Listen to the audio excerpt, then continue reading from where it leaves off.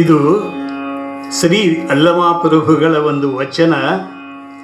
ಎತ್ತಣ ಮಾಮರ ಎತ್ತಣ ಕೋಗಿಲೆ ಎತ್ತಣದಿಂದರ್ಥ ಸಂಬಂಧವಯ್ಯ ಅಂತ.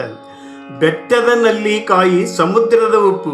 ನಾವು ಉಪ್ಪಿನಕಾಯಿ ಹಾಕಬೇಕಾದ್ರೆ ಆ ಬೆಟ್ಟದ ನಲ್ಲಿಕಾಯಿ ಗುಡ್ಡದ ಪರ್ವತದ ಮೇಲೆ ಇರ್ತದೆ, ಉಪ್ಪು ಎಲ್ಲಿರ್ತದೆ? ಸಮುದ್ರದ ಆಳದಲ್ಲೇ ಇರ್ತದೆ. ಹಾಗೆ ಅದಕ್ಕೂ ಹೆಂಗೆ ಸಂಬಂಧ ಬಂತು ಅಂತಕ್ಕಂಥ ಭಾವಾರ್ಥ.